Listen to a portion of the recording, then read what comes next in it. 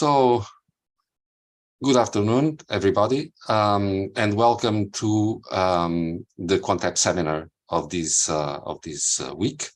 So this time we'll have Zohreh Davoudi, who is going to talk about building a quantum simulation program for QCD. In fact, Zohreh has done her BSc in Tehran, in Sharif University of Technology. And she went then to the States, where she got the PhD from the University of Washington in Seattle. Then she moved to MIT and the Center for Theoretical Physics. And meanwhile, she joined the Department of Physics of the University of Maryland. And as I said, today she will talk about building a quantum simulation program for QCD. So, Zohreh, the floor is yours. Thank you. Great, thank you. Let me set this up, full screen. I hope everyone sees this properly. And let me also remove this panel.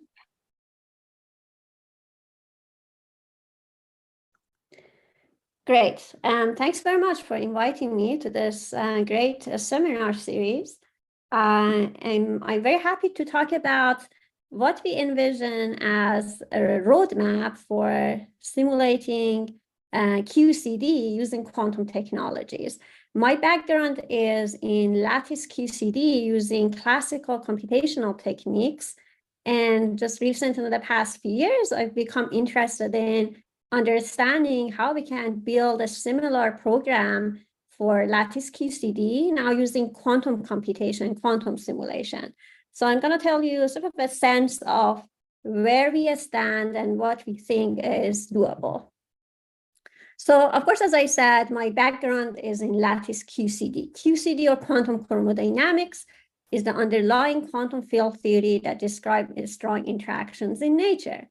And in fact, this beautiful world of quarks and gluons builds lots of complexities in the world around us. And despite the fact that we understand the underlying strong interactions from quantum field theory framework, this field still continues to push the limits of our theoretical, experimental, and computational abilities. And the reason for this is that it is a strong quantum field theory, or strongly interacting quantum field theories, and therefore computing properties of matter starting from these underlying QCD interactions is very difficult. And the reason being that even simulating a single proton is hard because it's essentially an infinite many-body quantum problem. Both quantum mechanics and relativity are in play, so we have to consider all these features in our simulations, and that's computationally difficult. And of course, we've come a long way in the past few years to be able to build a program that reliably simulates properties of matter, starting from QCD, or in general, standard model interactions. This is called the lattice gauge theory, or Lattice QCD program. It's a non-perturbative computational method that puts together the interactions of QCD and even QED and try to build from first principle properties of hadrons and nucleons and nuclear matter, okay? But it turned out that this is a very extensive multi-pronged program. Not only theory developments were requirements at the time, but also we needed lots of algorithmic developments, and at the same time, implementing on classical computational hardware, benchmarking, and even co-designing to be able to do these computations more efficiently.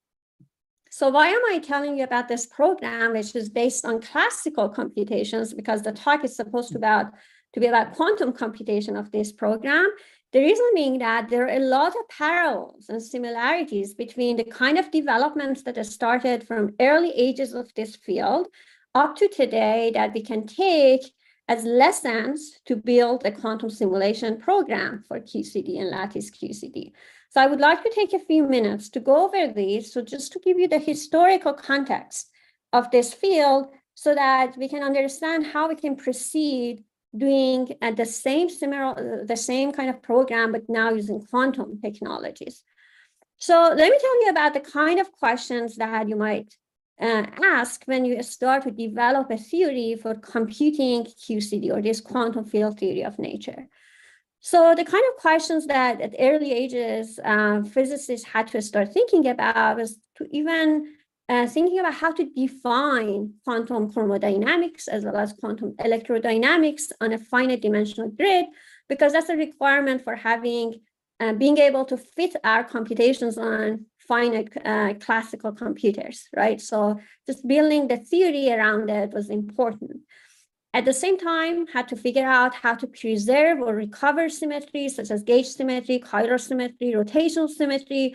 Some of these questions are still open questions to date, right? How to actually regularize a chiral gauge theory, for example, which is a requirement for putting the full standard model on the lattice. So that's why theory developments are still important, even in this classically simulating standard model interactions. We had to understand how to take infinite volume and continuum limit, how to quantify systematic uncertainties that are very important. And importantly, because these calculations turn out to be performed in Euclidean or imaginary time, we had to understand how to connect them to real-time properties that we're interested in, like scattering amplitudes, decay rates. There have been tremendous amount of progress just in the past decade or two on understanding how to obtain few body scattering amplitudes from Euclidean lattice QCD calculations. And these really required a lot of theory work that still are ongoing, okay? So what about algorithmic developments? What do I mean by that? What kind of questions are to be addressed? And in fact, they have been addressed throughout the decades of the development of this field. But as I said, these computations are based on importance sampling QCD vacuum gauge configurations, okay? And these are very expensive computations. So experts had to start thinking about how to do this importance sampling of gauge configurations more efficiently. Another part of the calculation was to compute correlation functions of hadrons and nucleons and nuclei.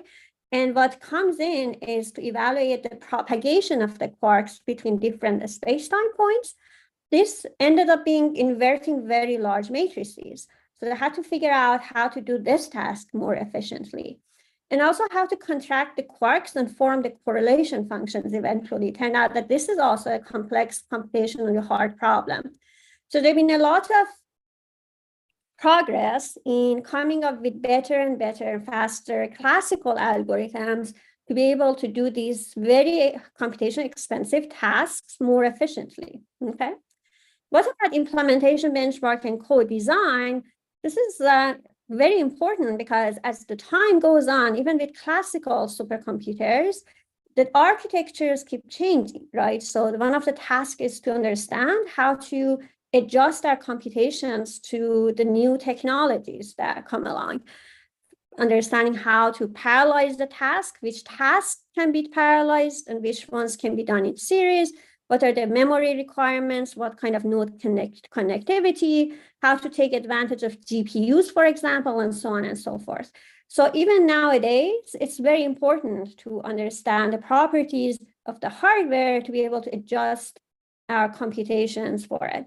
This is interesting because if you go back for at least 40 years ago, when people started to really think about classical simulating QCD and gauge theories in general, there weren't a lot of good or large computational resources around. In fact, classical computers were at earlier stages of development. So they didn't have these large supercomputers with good connectivities and so on.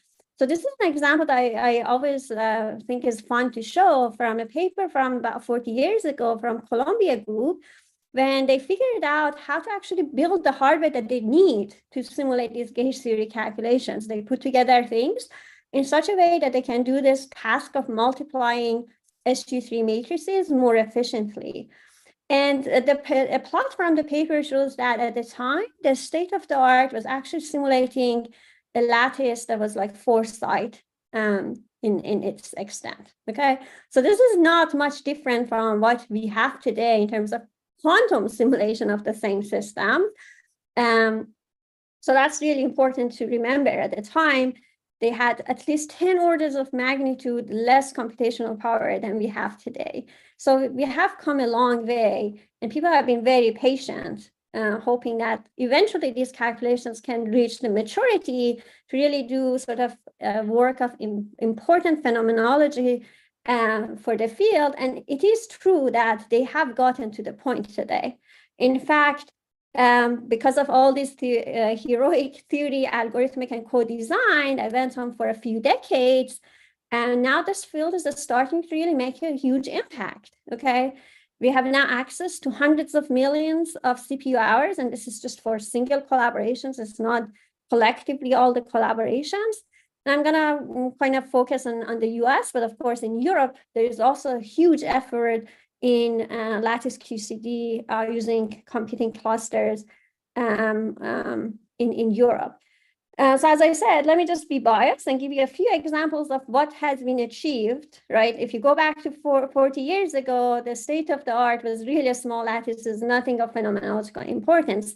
Today, we can do processes like PP fusion, starting from the quark and gluon degrees of freedom. This is really sort of a huge development if you put all this historical context in mind. What else we can do? We can look at even more exotic processes like neutrino fold double beta decay, which is a doubly weak process. We are even making our way to be able to do neutrinoless double beta decay in this field nucleon system, which is of importance in high energy physics and nuclear physics. We can start simulating light nuclei and ask the question of how these light nuclei would respond to external probes, for example, for dark matter detection experiments or searches for CP violation and so on. So these are also viable. And we can also look at nucleon-nucleon interactions and hyperon-nucleon interactions that are of importance in astrophysics and in dense matter. So these are the kind of phenomenological questions that we can start to answer, even in the realm of nuclear physics, not just single hadron physics and high energy physics, but also nuclear physics, okay? So if you're interested in some of these developments, check out this review. Of course, the caveat is that we need a lot more computational resources to control all the systematic uncertainties in these calculations and really do precision calculations on these important nuclear physics processes, but it is happening, right? So if we wait for another decade, I would say we're not far along in that goal. So this is where we are. And in fact, Lattice QCD has been really impacting a huge number of experimental programs, like multi-billion-dollar experimental programs in nuclear physics, high energy physics are now starting to see the input from Lattice QCD on many different processes. Does that mean that we are all set, right? And obviously the answer is not, despite all this progress, doing the problems that we could not even imagine doing 40 years ago or even 10 years ago. Despite all this progress, there are certain problems that we cannot still attack with the method of Lattice QCD, the way that we do it at the moment with classical computers. Why is that? Well, there are certain properties that would make the calculations of these objects very difficult using these Lattice QCD techniques, okay? So let's say if we want to look at a larger nucleus, like something like germanium or radon or something of importance to experimental program, and we want to do this using our Lattice QCD techniques, unfortunately, that's not doable at the moment. The complexity of these systems turn out to grow factorially with the number of quarks. So this is even harder than an exponentially hard problem. And we do Monte Carlo sampling, and it turned out that because of this Monte Carlo sampling and certain features of the QCD physics, there is a severe exponentially degrading signal to noise problem in our computation as a function of these Euclidean or imaginary time. So we need to increase our resources exponentially to be able to really resolve the signal for these, particularly for these larger nuclei. There's another problem as you put more and more nucleons in your calculations and make the computation of a large nucleus, then you have to deal with very small excitation gaps. And we're talking about the excitation gaps that are orders of magnitude smaller than the ground state energies of these systems. So we really need a huge amount of statistics to be able to resolve, for example, ground state properties from excited state properties. So as you see, there are several exponentially or harder than exponential problems that are really making computation of large nuclei hard using lattice QCD technique. There are other things that we would like to explore. We would like to explore the phase diagram of dense matter in the universe. What is the composition of the interior of neutron star? What are those exotic phases that we think should be there at large densities and different parts of the phase diagram as a function of temperature and baryon density that we haven't been able to explore experimentally or even theoretically from first principles? What are the phases, the phase transitions, critical points, and so on? Unfortunately, again, the way that we do the computations are based on a path integral formulation in Euclidean spacetime, and then we do Monte Carlo sampling. If you introduce a chemical potential to your Lagrangian to be able to do this phase diagram computations, then we run into a very bad sign problem. There's been progress for lower chemical potentials, like around this line, but unfortunately, we haven't been able to really push these computations into the chemical potential side of this phase diagram. There are also a range of very interesting properties that are real-time, right? For example, if you would like to understand how matter evolves after the collision of heavy ions, or after in LHC, the collision of the protons, or even in early universe after the Big Bang, we don't have the capabilities to actually explore this problem from first principle standard model interactions. We don't know exactly how matter evolves as a function of time, all these phases of equilibration, expansion, hadronization, freeze out. And these would be really nice if we could have first principle access to, but at the moment we're very limited. And again, the reason being that we do path integral formulation. If we introduce the real time, then we are running into the severe sign problem, because again, we cannot do Monte Carlo sampling using these weights that are oscillatory. Of course, it would be nice to do the Hamiltonian evolution in this system, because that would be natural language for these kind of problems, right? But as we know, Hamiltonian simulations are very costly, in fact, exponentially costly for using classical computers, right? And because of this, we also don't have access to a range of dynamical response function, transport properties, Proton distribution functions, non-equilibrium physics, and so on and so forth. So it would be very important to actually be able to start to address some of these real-time problems, right? So I focused on nuclear physics because my background is in nuclear physics, but I also talk a lot to my high-energy physics problems. In fact, in the US, the boundary between high-energy physics and nuclear physics is very blurry.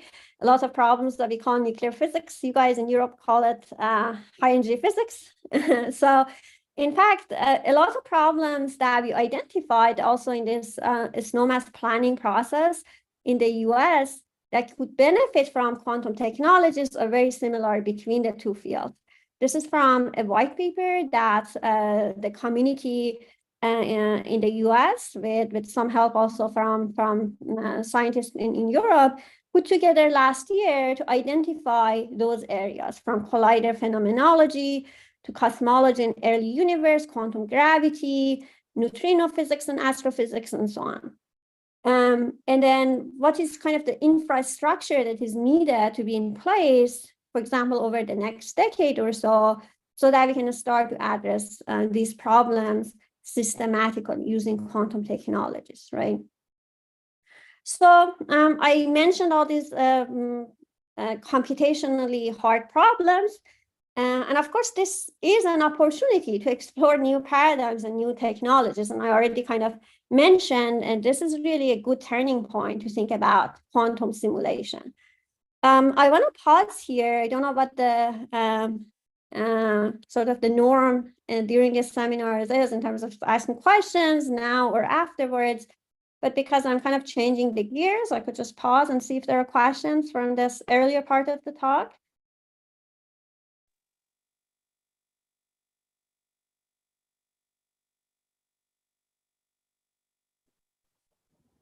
Apparently, you can proceed. Yeah, let me see. I don't see any raised hands, so maybe I can move on. Okay. So of Hi, course, can I ask? Yes, please. Yeah, I mean, since you're giving the opportunity, so when we talk about simulating a proton in QCD, for example, you know, as you said, the normal expectation is that it requires an infinite number of degrees of freedom, or at least a very large number. But if you think about from, let's say, what we know about quantum gravity, right, or just from black hole physics, we know that black holes have a finite entropy, and we know that any region of space-time has a finite entropy. So that, if you take that to be a measure of the physical degrees of freedom of that region, one might think that, well, a proton would also have some finite degrees of freedom. Is that making any sense? Absolutely. I mean, we have finite correlation lengths in QCD, and that's really helpful to us. The point I'm trying to make here is that we're dealing with a strongly interacting field theories, so that even the vacuum configurations are non-trivial. So if you want to get the mass of the proton, for example, right, you better first get the vacuum of the theory correctly, so that then you can build the correlations between the quarks to building your protons, right? For example, if you start with a vacuum configuration that doesn't account for the C quark contributions, then you get the mass of the proton wrong by quite a significant amount, for example. So that's kind of the point that I'm making. It's not just that you have this finite object, but you have to kind of build all those correlation or vacuum correlations properly to be able to describe this quantum field theory object. You're completely correct that we don't need to simulate the entire universe to be able to just simulate the proton. And that's the point, right? So even with a finite lattice size or a finite volume, we can confine the proton within that volume up to exponentially small corrections in the volume that goes like the quantum wavelengths of the proton.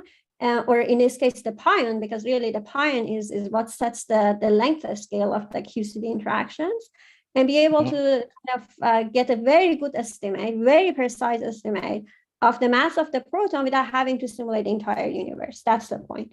Yeah. No, thank you for Right. clarifying. Good question.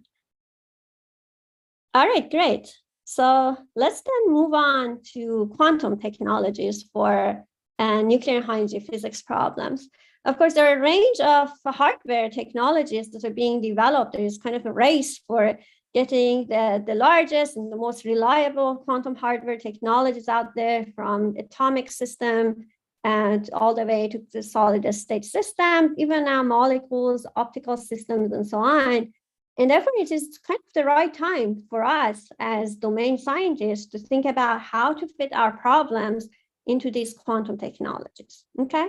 But this is kind of a very non-trivial question, right? Because we're asking whether we can take these QCD interactions with these all non-trivial features that I was talking about, like even the vacuum of these strong interacting theories could be quite non-trivial. How could we map such a complex system in nature to a much kind of simpler system in terms of the degree of control, the intrinsic degrees of freedom, and so on, like a tabletop experiment, like in atomic physics, or even solid state physics, and be able to match these two problems, right? So that's really the question. And of course, we have ways of doing this.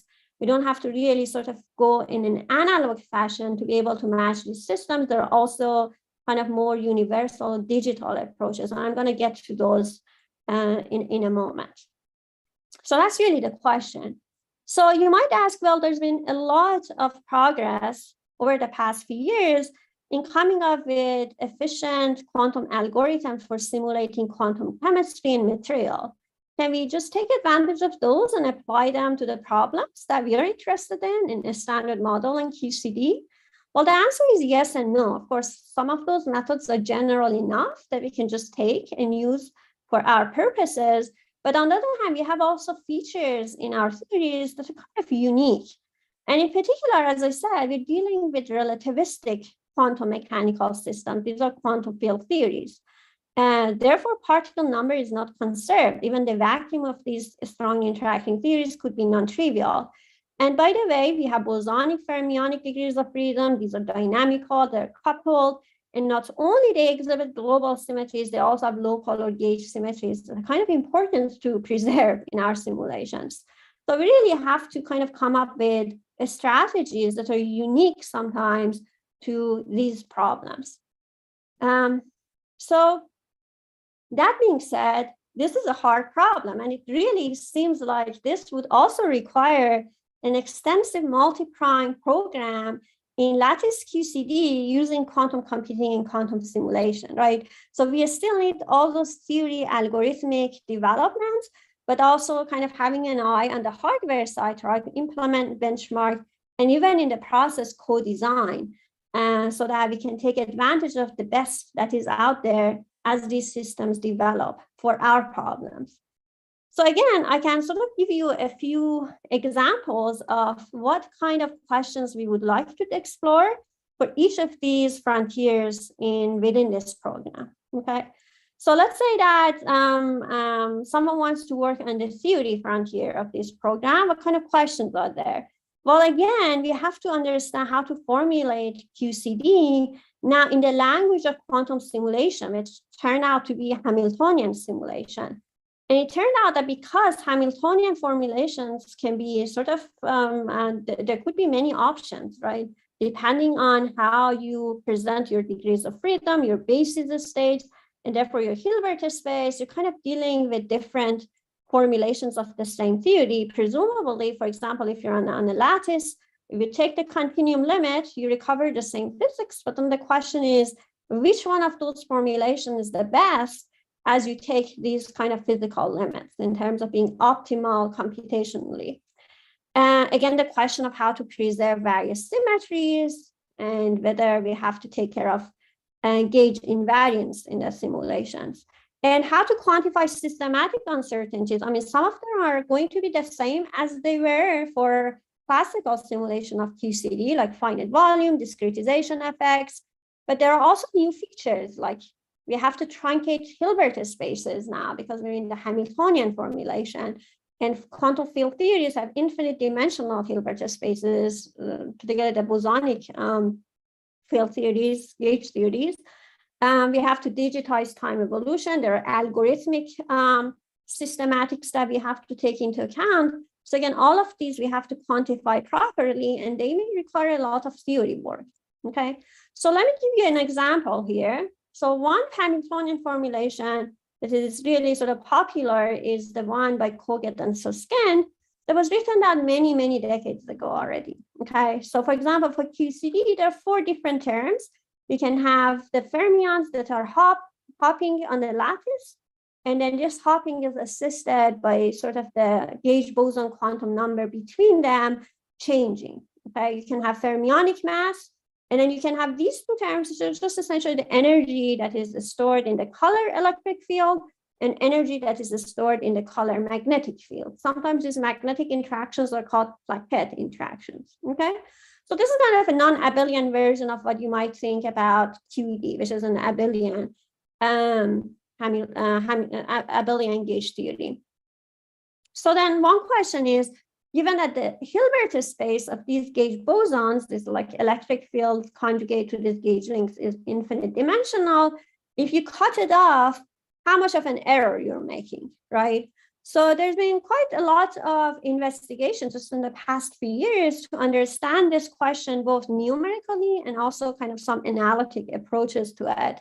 I'm giving a few examples here from SU2 pure gauge theory, SU2 with matter, SU3 pure gauge theory in various dimensions, where you can see that it turned out that for most of these examples, at least for basis states that are being picked, For low energy observables, for low time quantities or small time quantities, the approach is really exponentially fast, which is nice. But of course, these conclusions can change as you probably go to higher dimensions, higher excitations on the spectrum, and longer times in the simulations. We have to understand these quite well. And there's more work to be done. Another aspect is that if you just give us this Hamiltonian, we're kind of missing on a fact that there is only one sector of this theory in terms of the Hilbert space sectors that is physical, and that's what the sector that is given us by nature. That's the sector for which the Gauss's law holds. And in the case of QCD, this is kind of a non-abelian Gauss's law. There are a set of non-commuting constraints that have to be whole that would tell you that the flux of the electric field, in this case, non-abelian electric field, has to be balanced by amount of the matter that is kind of sitting inside the volume of the boundary for this flux. So now you can generalize it kind of to or extend it to the lattice formulation, non-abelian formulation. That's kind of the same Gauss's law that you know from ENM, electromagnetism.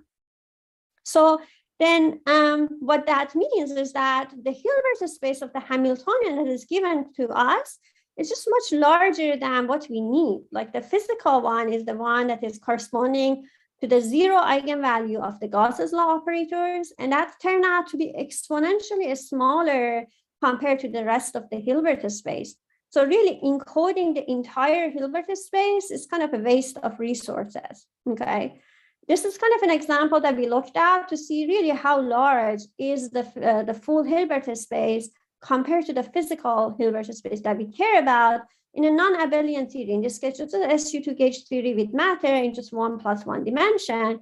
And we see that like by hundreds of orders of magnitude over for a small boson truncations in the theory, where the physical Hilbert space is just smaller than the full Hilbert space. So this really gives the motivation to think about theoretical developments that would allow us to just work in the physical Hilbert space as opposed to the entire Hilbert space. This is really a big active field of research at the moment. There's been so many different formulations, kind of because you have choices and you have to understand which of these choices is better, that would kind of explore this. And in particular, the question of gauge invariance and physical implementation of the simulation is the one that comes in many of these considerations. I'm not going to go through them, just like a few names and examples of these formulations. And even for a scalar field theory, not just the gauge theories, just as simple as scalar field theory, you can still think about different bases and different formulations that are supposed to generate the same physics in the right limits. But of course, they're different in terms of their formulations and their resource requirements in the simulation. So these are the kind of theory questions that the community is now kind of focusing on. Let me give you examples of digital approaches to algorithmic developments for this field. There is quite a lot of developments on the analog simulation side for gauge theories. I'm sure you've heard a lot of interesting talks, even in this seminar series, on these ideas. I'm not going to go through those just for the sake of time. I want to kind of focus on the digital or a universal gate-based quantum computation for the moment. And I then touch on sort of hybrid approaches later on in the talk. So what are the questions we have to ask when we think about algorithmic development for this program? Well, we need near and far-term algorithms with bounded errors and resource requirements for gauge theories. We have to understand that these resource requirements in the context of those formulations and encodings that I was talking about. So these two avenues are very much dependent on each other. And then we should ask the question of how to develop gauge invariant simulation algorithms. Is it necessary? Of course, importantly, how do we do a state preparation? We compute observables like a scattering amplitude and so on with efficient polynomial time algorithms. So these are the questions. So what does the digital computation mean? It means that if you have a generic Hamiltonian that is still local or semi-local, you can separate it into this kind of local or semi-local terms and implements the time evolution operator associated with each of those terms separately. And if you have a way of circuitizing these smaller bits in terms of the universal set of gates, then you're all set. The only thing you have to worry about is a digitization error that you can bound, right? So that's sort of the idea. The universal set of gates are usually a set of single qubit gates, as well as at least one set of 2-qubit entangling gates. Depending on the hardware, this could be different intrinsic set of single and 2-qubit entangling gates. And then you ask the question of what are the requirements for achieving a given accuracy in a given observable, and what is the algorithm that implemented and scales optimally in terms of the number of degrees of freedom in the system. This is an example of the Schwinger model, which is just a one-dimensional abelian gauge theory. So this is the matter term, this is the electric field term, this is the mass term. There is no magnetic term because this is 1 plus 1 dimensional. And this is kind of an example that shows you how you can take this model, which is matter fields, the gauge links between them, and then map it to a bunch of qubits. In this case, the trapped ion quantum computer. And then you can apply the gates to these trapped ion quantum computers to implement interactions that look like this, right? So this is kind of a digital approach to this. If you actually do this, and in fact, from a very nice algorithmic paper in 2020 by Shah et al., show how you can actually achieve this task for the model that I showed. And in fact, this is kind of a schematic of the quantum circuit that does it. And I only put it in here to show you that even for this simple one-dimensional abelian theory, these algorithms could be quite complex, okay? And this table that I took from the table would tell you that the near-term cost of simulating even the simple U1 gauge theory towards the continuum limit is quite high. So the cost in terms of entangling gates, which are the costly operations in the near term, is of the order of hundreds of thousands to million entangling gates. So this is still kind of a very not quite near-term application, but at least now we have an idea of what the requirements are, and we're building up these understanding. I'll give you an example of a non-abelian gauge theory just in a moment. Let me also give you examples of this last part, which is implementation, benchmark, and co-design. This is really important because we are at the early stage of developments of this quantum hardware. We have a role to play to actually impact the course of developments of the hardware. If we see these physical quantum architectures can be adjusted or designed in such a way that would help us for our gauge theory problems, that's the time to get involved and make sure that would happen. That's the idea. So we do this implementation and benchmark to understand the capability limits of the current hardware for gauge theory simulations.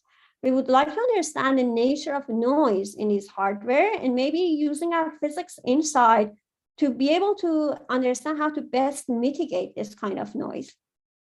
And then, as I said, we would like to do co-design and see whether we can impact the developments on that regard. And then, as I will mention, maybe we can combine digital and analog ideas so that we can facilitate simulating field theories in the near term. So let me give you an example of another digital implementation. This is still the U1 gauge theory in one dimension, but you can actually solve the Gauss's law with open boundary conditions so that you just have a system of fermions that then you can map to the spins, but at the cost of introducing long-range spin-to-spin interactions, replacing this electric field energy Hamiltonian, that would give you this long-range Coulomb-type interactions. But this is the one that you can actually simulate, but then that's simple because you don't have the gauge fields to encode in terms of the qubits. You really can save on resources. This is another example of using the theory work to be able to save on computational side of your problem. This is the simplest example that you can think about. So again, you have a set of qubits that you can implement now your time evolution, for example, for this U1 gauge theory, now the circuit is much simpler because you don't have those bunch of bosonic qubits to be able to simulate the field theory interactions. You just have a bunch of 2-qubit gates between all pairs of ions, essentially, okay, almost. So these are the examples of implementation and benchmarking that has been happening in the field. And in particular, with just this trotterization, you can use it in IBM and do noise mitigation to get sort of nice evolution to some short times. You can use trapped ion quantum simulator, which is one of the first implementation by the Innsbruck group of the dynamics of the Schrödinger model, and look at things like particle number, density, and creation of pairs out of non-trivial vacuum of field theories. And this is kind of a more recent development, the Maryland experiment that we did, where you can actually extend the range of these computations now to larger times with more improved systems. So there's been a lot of implementation and benchmark work that is going on at the moment for simple field theory calculations. But I also mentioned this idea of analog digital, because eventually we would like to simulate higher dimensional theories, non-abelian theories, and hopefully someday QCD. And the resource requirements for digital quantum computing seems to be really huge. And we don't have an analog simulator that can simulate something like QCD. What do we do in between, like in the meantime? And that's kind of an idea that you still digitize your time evolution, but you take advantage of other degrees of freedom in the hardware that are not necessarily just qubits. For example, you can have bosonic degrees of freedom. You can have fermionic degrees of freedom, depending on your architecture. You can take advantage of those so that you can save on resources, but at the same time, you still have a digitized approach so that you have more flexibility in terms of implementing a wider range of interaction. This is an example that we worked out in the context of trapped ion quantum simulators. Instead of having just single qubit and 2-qubit entangling gates, we could introduce this spin phonon type gates, or even phonon types gates. And because you have phonons of degrees of freedom in the hardware, so you can still use them as an extended set of gates and be able to maybe simplify the algorithms and implementation of your gauge theory simulations or field theory simulations. This is really kind of now a schematic of what would happen in the U1 Schrödinger model type theory, right? Instead of implementing each of these gauge links as a set of qubits, you actually implement them as a set of phonons that are coupled to these qubits. So that kind of simplifies things quite a bit. By how much? This is the simple circuit, right? Compared to the fully digital qubit-based circuit that I showed you with millions of qubits and millions of gates to get to the continuum limit of the theory. This is just one step of the evolution now, which is simplified by these spin phonon and phonon gates, which is nice. And in fact, you can get of the orders of n times logarithm of the cutoff on the bosonic degrees of freedom squared, for example, improvement over just the digital computation, which is quite nice. Something you might ask is that where do we stand in terms of controlling phonons or bosons in these simulators? Because it's one thing to develop an algorithm for these problems that is efficient. That's another thing to see whether technology is there to be able to implement that algorithm.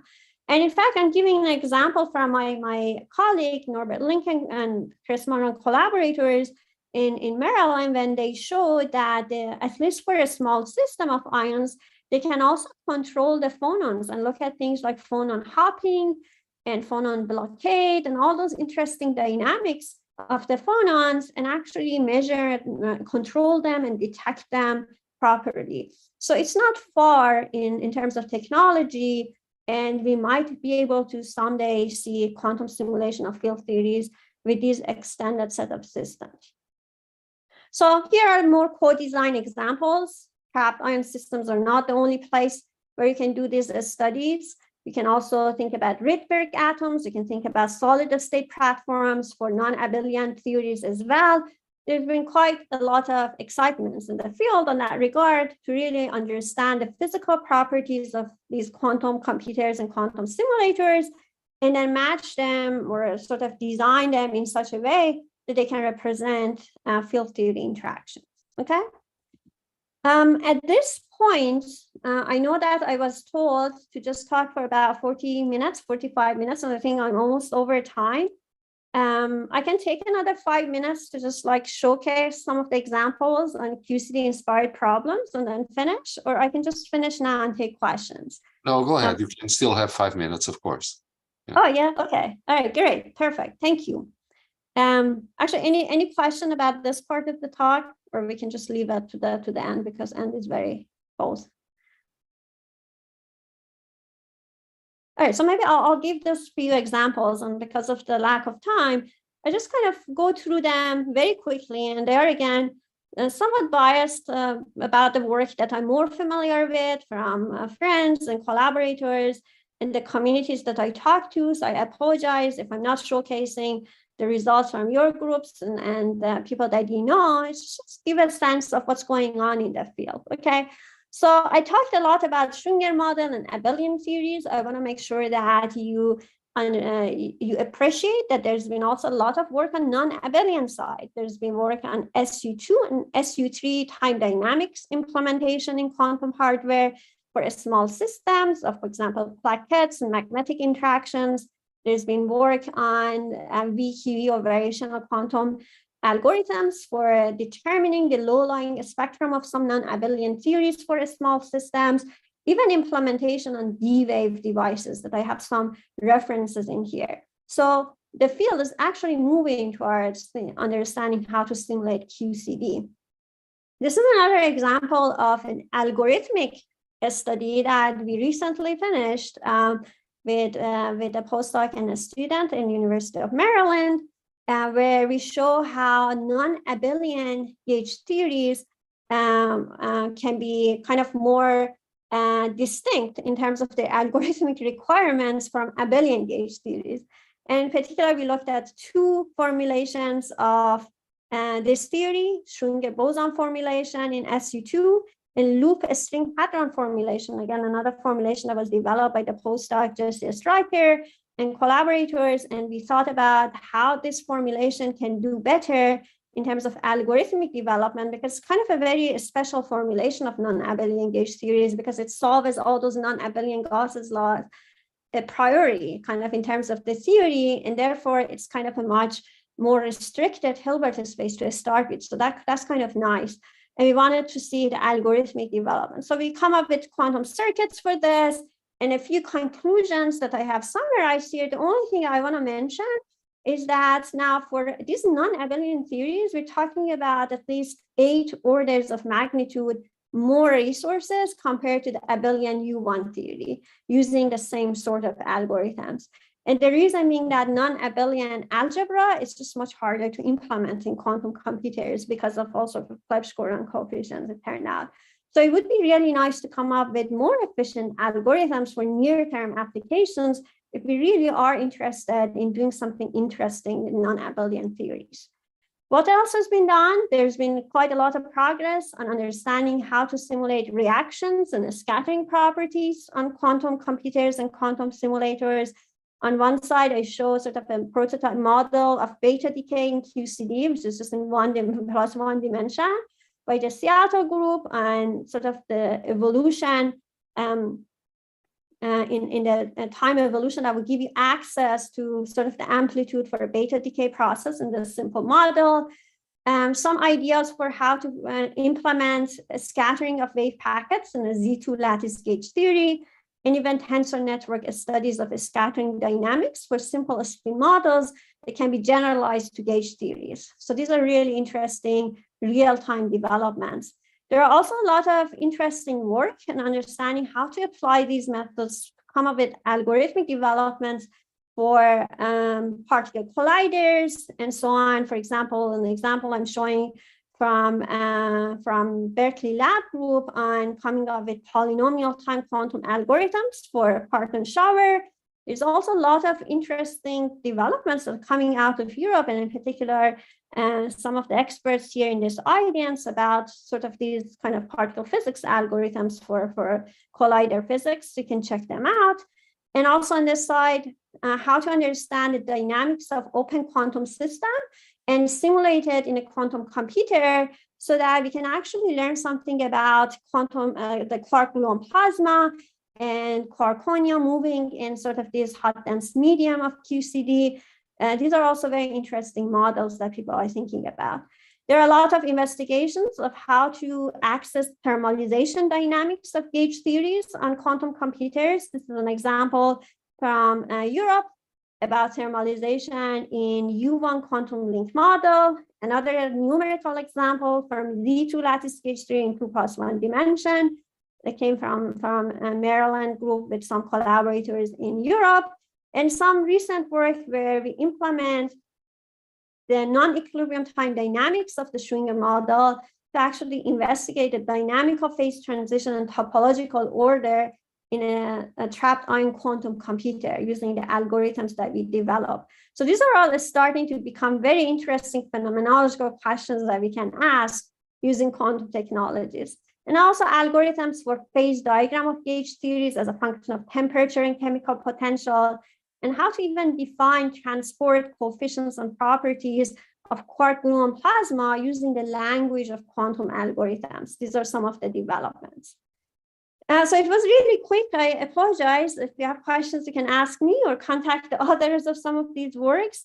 But really the way that I want to end this is to remind you that we're really sitting at the sort of the beginning of a long journey, in my view, to understand how to build a quantum simulation program for QCD. It's a long way.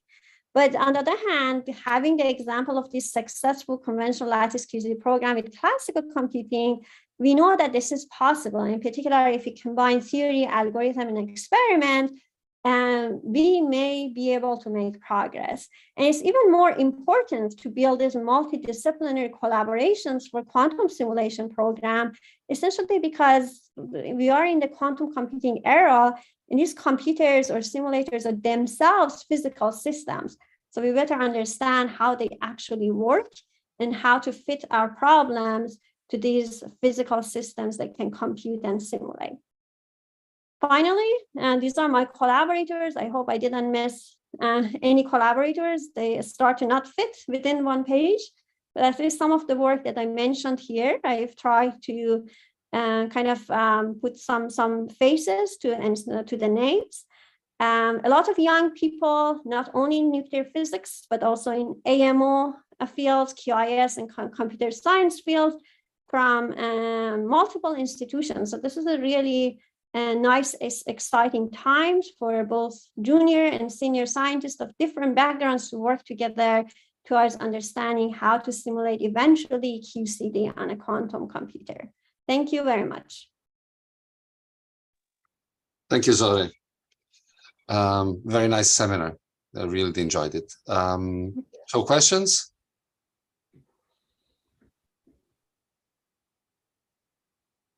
Well, I actually have one from last, well, not the last one, the previous one seminar concerning the QCD phase diagram. Okay, so the question is, yeah, I mean, how sure can you be when you go to non-zero chemical potential? I mean, you can actually explore this region also. And how sure are you of the results of these simulation for non-zero baryon chemical potential?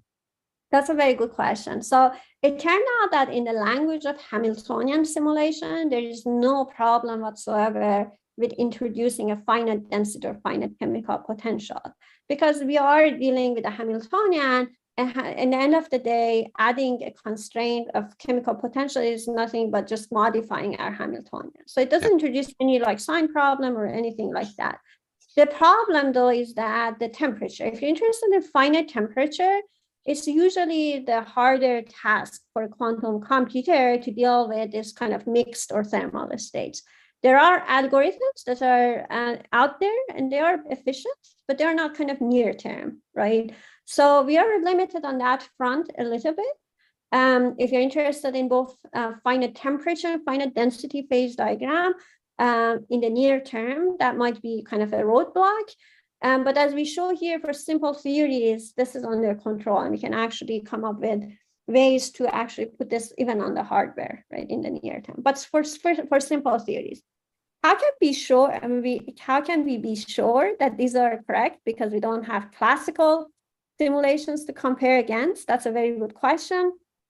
Well, I would say at least for one-dimensional theories or even two-dimensional theories with bounded entanglements, we might be able to kind of benchmark with tensor network methods. This is kind of a very exciting area that has been developing over the years, and it's really getting it to the point where we can have computations of finite density system, real-time dynamics for simpler models, and we can benchmark with computations that come out of quantum simulators. That's one thing, one idea that is out there. But kind of the verification task in quantum simulation and quantum computation era is a very important and extensive question. And I completely agree with you that there has to be more to be done, right? I mean, particularly if you're thinking about analog or hybrid approaches to simulation, there aren't even sort of the error correction schemes that are rigorous enough for that kind of physics. So we have to think about what are properties that are more robust to errors. And therefore, for example, these topological features that I was talking about and so on and so forth.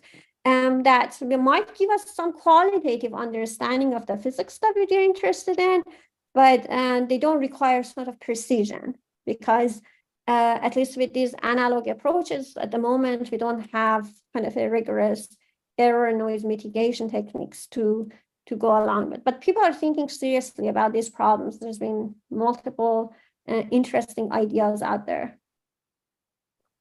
Okay, thank you. There's a question from the chat, which is from Peter. I don't know the last name. When will we be able to simulate a proton? Okay, well, always predicting the timeline is very difficult. I don't think within the next 5 to 10 years that would be possible, at least not with, because I mean, in the end of the day, if you want to do this, you have to understand how to simulate QCD, which is a non-Abelian gauge theory in 3+1 dimensions, given the estimates that we have so far. For even simpler theories, it doesn't seem that we're going to have the resources to be able to do this problem for QCD in the next decade. But on the other hand, there are also other questions that we have to figure out in the meantime. In particular, kind of the problem of state preparation by its own is a pretty difficult problem, right? In particular, we know that real-time dynamics and performing sort of time evolution tasks on a quantum computer can be done efficiently with polynomial time algorithms.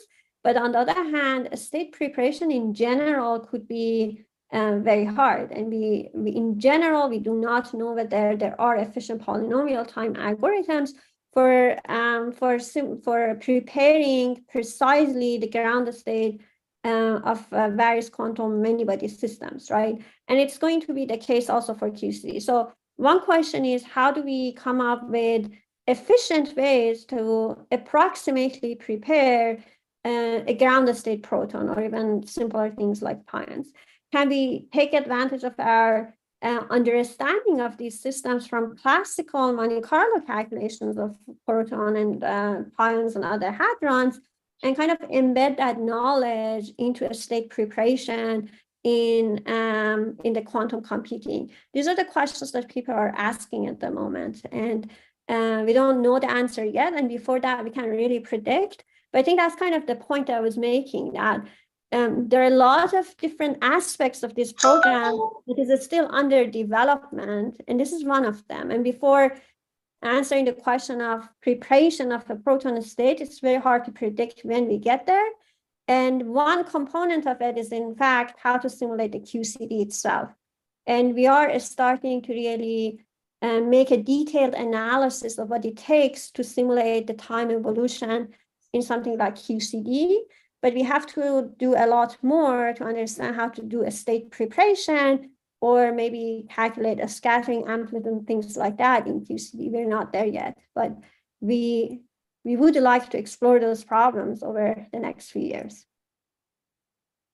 Thank you. Any further questions? I have my hand raised. No, I cannot see your hand there, but you can ask the question, of course. Hello, thank you. Thanks for the very interesting talk. I have a question. Maybe it is somehow technical, but I want to know, how do you fix your initial condition, for instance, on the lattice, even in the normal, on the normal computer, not quantum computer, normal computer. How do you initialize your lattice? And the reason is that, as you mentioned, we don't know really the ground state or any special state.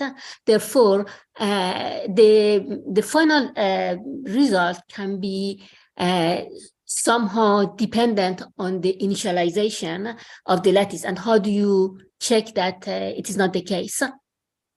Very good question. And in fact, the answer really depends on the method of the simulation. For example, when we do classical lattice QCD simulations, which are based on Monte Carlo sampling of vacuum configurations, the way that we initialize eventually shouldn't matter, because what we do is that you start from a set of SU3 matrices at different space-time points, and then you do basically a metropolis or any time of sort of Monte Carlo imaginary time evolution, so that you can kind of thermalize and have a thermalized set of configurations. So depending to your initial condition, whether you start from what is called a hot start or cold start, kind of random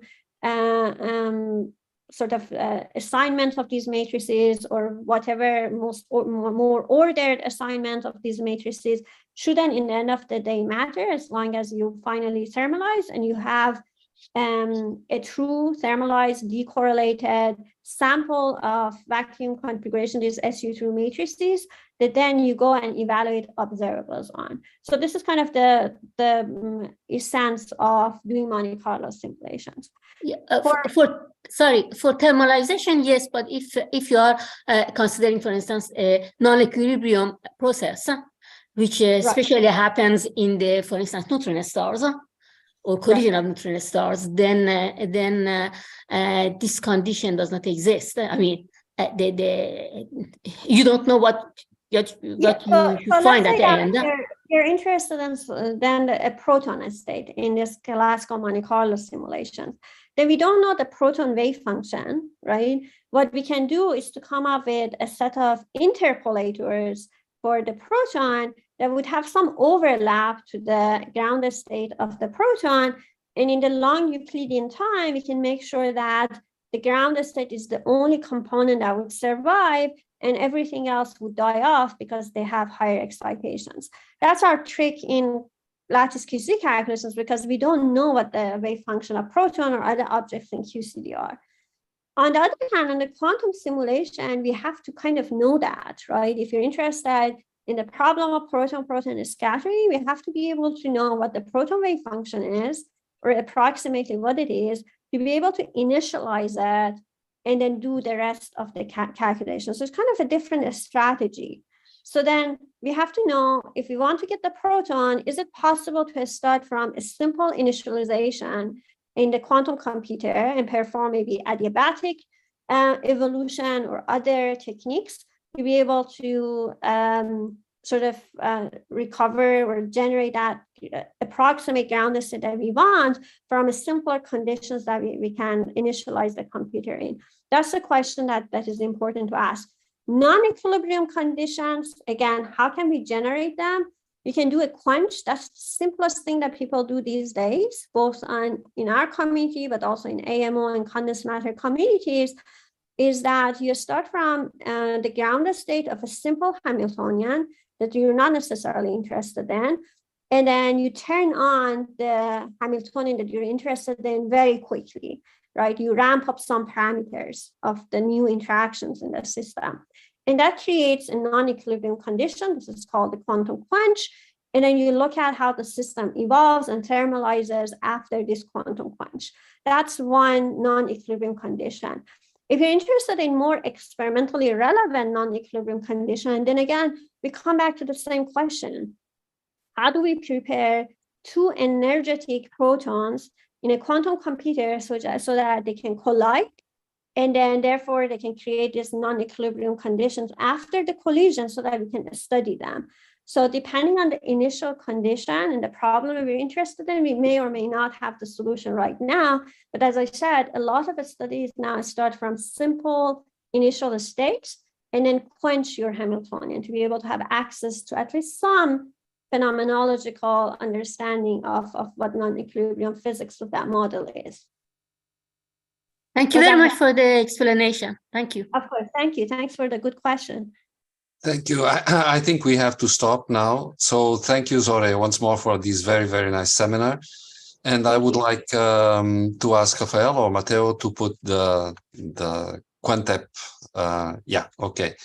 So the next session of the Quantep seminar will be on March 8, 2023. The speaker is to be announced soon. And you can, of course, get all the information from our website, quantepseminar.org, or on the Twitter account. And once again, thank the organizers of the committee, Yasser Omar, Andris Ambainis, Simone Montangelo, Saverio Pascasi, and the local, of course, organizing committee, Rafaela and Matteo. So thanks everybody for watching, and see you next time. And thanks once again, Zohreh, for the very nice. Thank you very much for having me. Thank you. Thank you.